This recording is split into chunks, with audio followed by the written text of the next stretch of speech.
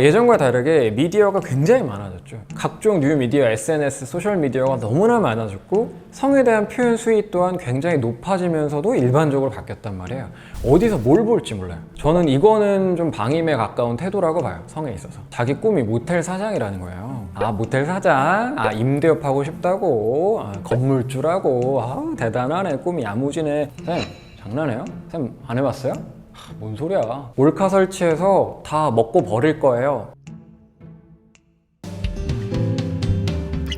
이시훈의 와이미 TV. 안녕하세요. 와이미 성교육 강사 이시훈이라고 합니다. 성과 미디어 관련해서는 잘 모르시는 분들도 계시니까 가장 많이 하시는 실수. 잘못된 일단 흔히 성교육 자체에 대해서 굉장히 부담감을 가지시고 있는 경우가 많아요. 해주긴 해야겠는데 어떻게 해주지? 언제 해주지? 뭐 이런 고민을 하실 수 있단 말이에요. 그래서 그런 고민을 하다가 이제 행동에 나가시게 되는데 이제 아이도 괴롭고 부모님도 괴롭고 제대로 교육은 안 이루어지고 이런 경우가 많았는데 그런 일반적인 사례 뽑아왔습니다. 첫 번째는 자연스러운 게 좋다. 너무 풀어놓는 거? 요즘 시대에는 그게 좋지 않은 것 같아. 예를 들면 초등학교 3학년 미만 아이인데 뭐 핸드폰, 스마트폰도 그냥 주고 성에 대한 얘기도 너무 툭툭 하는 거예요. 예를 들면 아빠가 아들한테 이놈은 뭐 잠재력이 있어. 대단할 것 같아. 이런 식의 농담, 몸을 보면서 신체 일부를 보며 성기를 보면서 그런 식의 농담을 너무 어린 나이부터 툭툭 한다거나 아니면 스마트폰도 유튜브나 페이스북, 인스타 이런 걸 다 풀어줘 버리는 거예요. 그리고 너무 신체를 아빠, 엄마, 누나, 아들 싹 다 막 편하게 벗고 다니고 속옷 던지고 이렇게 장난스레 노는 거? 이런 예를 들면 문화가 좋지 않았다. 예전과 다르게 미디어가 굉장히 많아졌죠. 각종 뉴미디어, SNS, 소셜미디어가 너무나 많아졌고 성에 대한 표현 수위 또한 굉장히 높아지면서도 일반적으로 바뀌었단 말이에요. 어디서 뭘 볼지 몰라요. 저는 이거는 좀 방임에 가까운 태도라고 봐요. 성에 있어서. 자, 이렇게 초연결의 시대라고 하잖아요. 재벌 그룹 회장과 아니면 축구 선수, 유명 선수나 아니면 아이돌 가수들이 트위터나 페이스북이나 인스타그램을 운영하는데 저희가 거기에 댓글을 달거나 메시지를 보내서 소통을 하려면 할 수 있는 이런 시대인데 오히려 성범죄자, 예를 들면 조두순이라던가 이런 사람들이 남긴 글을 댓글을 우리 아이가 볼 수도 있는 시대잖아요. 그게 누구랑 연결될지 모른단 말이에요. 이 아이들이 성에 대해서 너무 센 것들을 어린 나이에 접하게 되면 그걸 바꿔주는 게 어렵더라. 제가 교육을 다녀보면 최근에 초등학교 6학년 남자아이였거든요. 그 친구가 자기 꿈이 모텔 사장이라는 거예요. 전 좀 처음에 유머로 쾌활하게 좀 하려고 아, 모텔 사장? 아, 임대업 하고 싶다고? 아, 건물주라고? 아, 대단하네. 꿈이 야무지네. 툭툭 던졌어요. 그랬더니 아이가 저를 또 이제 기망하려고 너 이런 거 못 받아치지라는 심리로 쌤, 장난해요? 쌤, 안 해봤어요? 뭔 소리야. 몰카 설치해서 다 먹고 버릴 거예요. 이러는 거예요. 이 친구는 이제 N번방의 수법도 이미 체득했고 먹고 버린다처럼 좋지 않은 표현 그리고 성에 대해서 쉽게 생각하는 그 가치 왜곡 여러 가지가 일어났는데 초등학교 2, 3학년 때부터 형들과 다니면서 아니면 게임 채팅창을 통해서 SNS를 통해서 아빠도 심지어 집에서 엄마한테 이런 식으로 툭툭 던졌다는 거예요. 그 사진 촬영을 막 몰래 한다던가 이런 걸 했다는 거예요. 그래서 정말 성에 대해서 깜빡이 없이 부지불식간 훅 들어오는 자극이 선점해버리면 그걸 바꾸기 정말 어렵구나 이런 생각을 참 많이 하게 됐던 사례가 있습니다.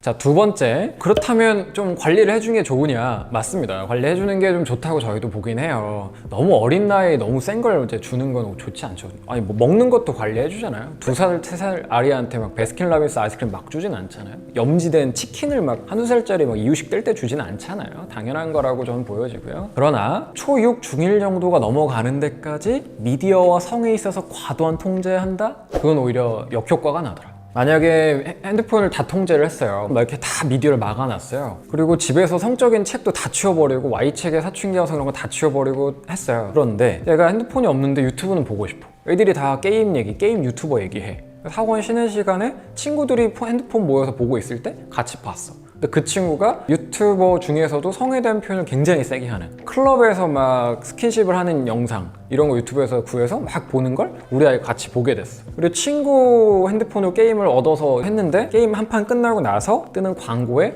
옷 벗기기 게임 광고 이렇게 뜬 거예요. 그래서 그걸 클릭 그리고 유튜브 친구 걸로 보고 있었는데 댓글, 유튜브 고정 댓글에 링크를 클릭했더니 트위터를 통해서 해외 야동 성착취물 사이트로 이렇게 넘어가서 확 그러니까 그 친구는 말도 못하고 부모님한테 계속 끙끙 앓다가 이게 계속 생각나니까 점점점 음지화돼서 너무나 센 것들을 찾아보게 되더라. 죄송하지만 아쉬울 수 있지만 초등학교 6학년 중1, 즉 우리나라 여건상 어쩔 수 없이 학원에서 뭐 밴드나 카톡으로 숙제 내라고 하는 시기, 내지는 유튜브, 인스타, 스마트폰이 좀 자연스레 풀리게 되는 시기인 초6, 중1 이때는 성과 미디어를 아예 막기보다는 조금씩 풀어주면서 이런 위험이 있을 수 있다, 이런 교육을 통해서 성에 대해서 너무 센 것들은 조심해야 된다, 이런 가이드를 삼아주시면 좋을 것 같다. 근데 아이가 원치 않으면 안 줘도 돼요. 근데 보통 원하거든요. 초6, 중1에는 성과 미디어에 대한 교육 내지는 가이드를 해야겠구나라고 생각해 주셨으면 좋겠다.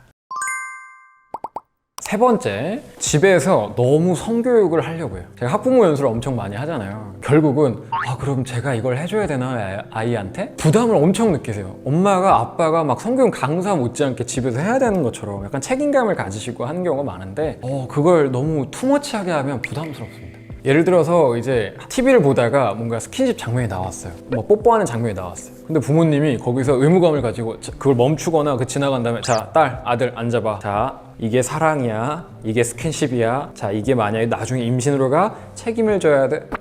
너무 막 피임, 책임 이런 얘기까지 가는 경우가 좀 있어요. 난 그냥 예능 보고 TV 보고 드라마 우영우 보고 있었는데 왜 막 성범죄에 대해서 저렇게까지 자세하게 알려주지?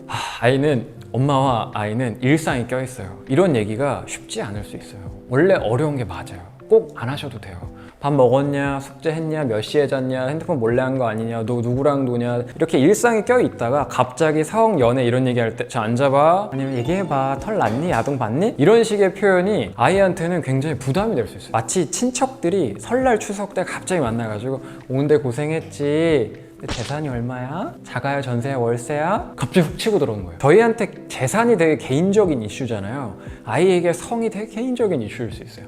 전문가랑은 얘기해요. 이런 걸 맨날 얘기하는 사람? 그런 존재한테는 얘기를 해요. 오히려 일상적 존재, 여러 감정의 골이 엮여있는 존재한테 성과 이런 재산, 개인적인 이슈는 말하기 어려울 수 있다. 그리고 이 이슈에 있어서 원인이 하나 더 있었는데 학교 성교육 때 아쉬운 점. 남학생, 여학생을 일반적으로 같은 교실에 앉혀놓고 여성 선생님이 성교육을 보통 한단 말이에요. 그럼 이제 남자 특히 학생 아이들 경우에는 여자 아이들이 있는 상태에서 여자 선생님한테 질문을 하면 어머 변태, 왜 이렇게 관심 많음? 뭘 저런 거 물어봐? 이런 시선이라던가 부담을 느껴본 적이 많아요. 선생님, 저 그림 속 남자는 왜 거기가 짝짝이인가요? 뭐 이런 걸 대놓고 물어봐봐요. 쉽지 않잖아요. 그러니까 어머님께서 어디 강연을 들으러 가셨는데 어머님 한 분 빼놓고 99명이 다 남성이에요. 수강생이. 근데 강사도 남성이에요. 근데 주제가 전립선 건강이에요. 근데 여기서 어머님이 강사를 막 뚫어져라 쳐다보고 막 질문을 열심히 해요. 그때 받는 시선, 부담스럽겠죠. 이런 게 껴있어서 성에 대해서는 질문을 하거나 집중하면 좀 뭔가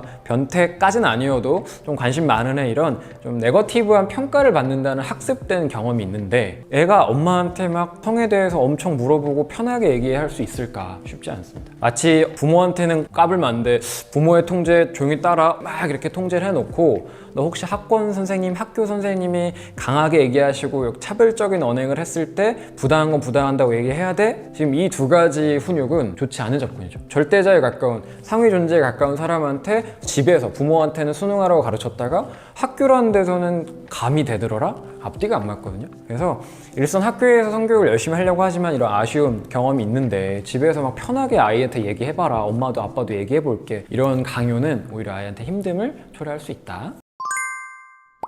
네 번째, 성에 있어서 교육을 할 때 너무 센 자료 쓰는 거, 과몰입하는 거. 예를 들어서 아이에게 막 성매매 혹은 동성애 이슈라던가 이렇게 저희도 대하기 힘든 이슈를 너무 어린 나이에 툭툭 던지고 막 콘돔, 자위 이런 얘기를 초등학교 4학년, 5학년 이 친구들한테 마구마구 쏟아내는 경우가 있어요. 아이들은 그걸 감당할, 이해할 문화적인 수용도가 아직은 갖춰져 있지 않은데 자료도 막 남성, 여성 몸을 그냥 적나라하게 보여주고 하는 게 좀 과할 수 있어요. 저희도 좀비 영화 좋아하는 사람, 싫어하는 사람, 그 좀비 영화 좋아하는 사람도 이제 스펙트럼이 다 있잖아요. 이 성의 스펙트럼이 있는데 아이의 그 성향과 기질에도 스펙트럼이 있는데 그걸 받아들이기 어려울 수 있단 말이에요. 너 초6 됐으니까, 초5 됐으니까 이 정도는 알아야 돼. 남자 여자 몸은 이렇게 표현한단다. 이런 문화가 있단다. 이런 이슈가 있단다라고 때려박는 거 아이들한테 폭력적일 수 있어요. 그래서 항상 아이가 수용할 수 있는 수준을 체크하고 우리 아이가 이건 받아들이기 힘들 것 같다? 그러면 안 하시는 것도 좋아요. 천천히 최대한 조심해서 접근하셨으면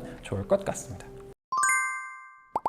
자, 오늘은 이제 성교육에 있어서 미디어 교육에 있어서 부모님께서 실수할 수 있는 지점들, 흔히 보이는 모습들에 대해 설명을 해봤고요. 이 외에 좀 궁금하신 게 있다면 댓글에 남겨주시면 좋겠습니다. 한 번에 모아서 영상을 찍도록 하겠습니다. 오늘 여기까지 들어줘서 감사합니다. 여기까지 이시훈 강사였습니다.